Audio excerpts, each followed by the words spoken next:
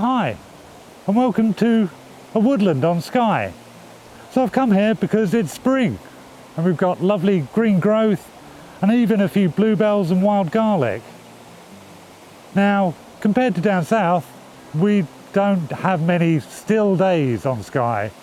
So the usual way of shooting wildflowers and spring woodland is on a lovely still day when it's misty or there's lovely soft light and you get really sharp images. Now, as I say, on Skye we rarely get lovely still days, and if we do, the midges come out. So I've come here today and it's quite breezy, it's a little overcast, we are occasionally getting some sun, but I'm going to have to find a different way of shooting spring woodland.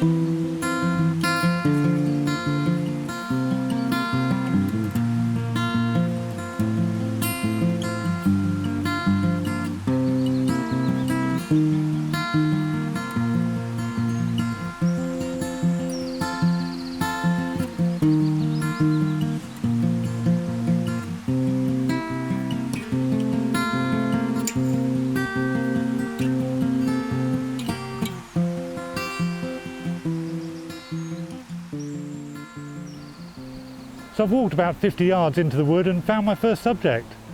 It's this beautiful tree behind me.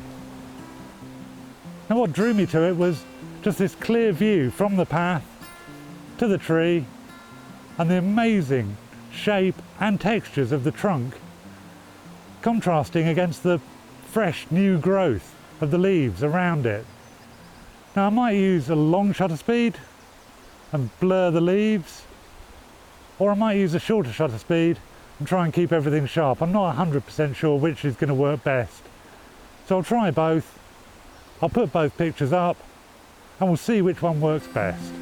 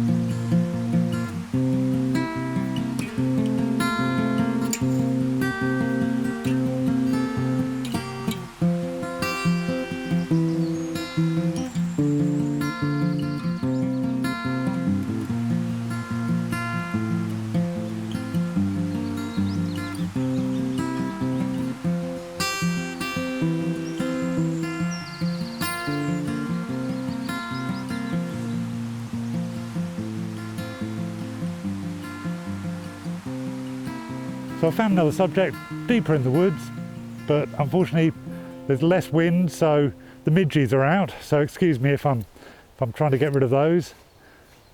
Now it's just this little sapling just in amongst the bluebells behind me. And what I want to do is isolate that against the trees behind. So I'm going to use a wide aperture, probably f4, maybe f5.6. I'll see which works best, see which allows me to keep the sapling in focus but throw the background nicely out of focus. And there's some really nice dappled light, so I'll just get back to it and see what we can get, and hopefully we'll get a nice shot out of that, and then we'll move on.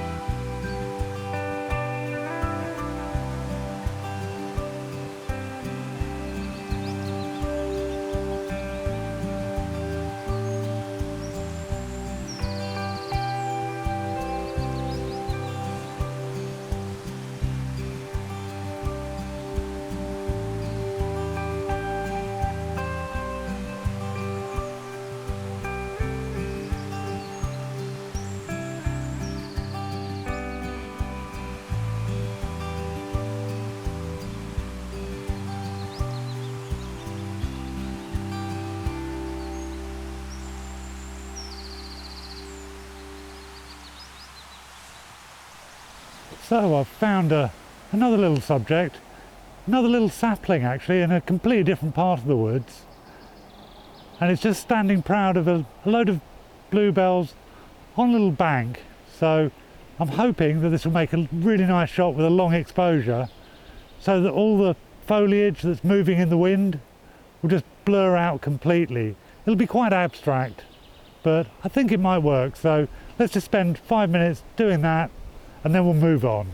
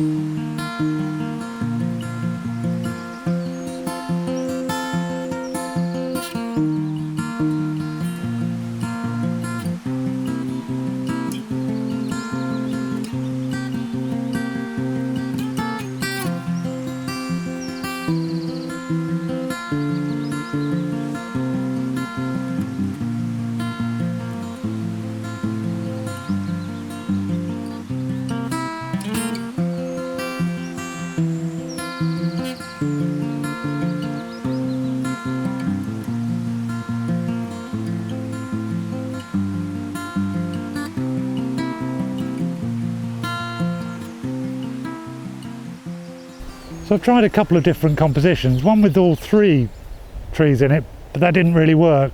So I'm just concentrating on the one in an upright, which is the right hand one here. So I'm just going to switch it to an upright and see whether we can get a decent shot with that. Now whether I include the foliage in the foreground, these little ferns down here, I might try, but I'm going to try it with and without. I'm using 28mm lens with the ferns in, and then I'll go to a longer lens, probably a 50mm lens or thereabouts, to just isolate the trunk itself, the bluebells and wild orchids and the foliage beyond. So let's get on with it and let's get our final shot of the day.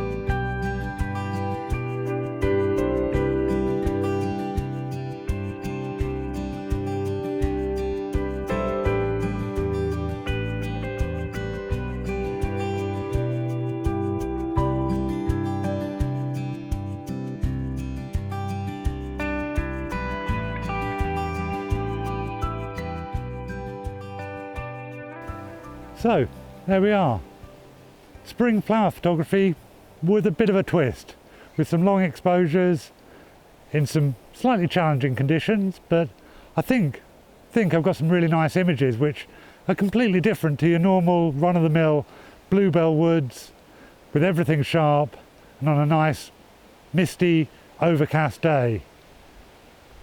Now I hope you've enjoyed the video, and if you have, please join me again, and I'll be shooting on Skye or in the Highlands. So take care, and I'll see you later.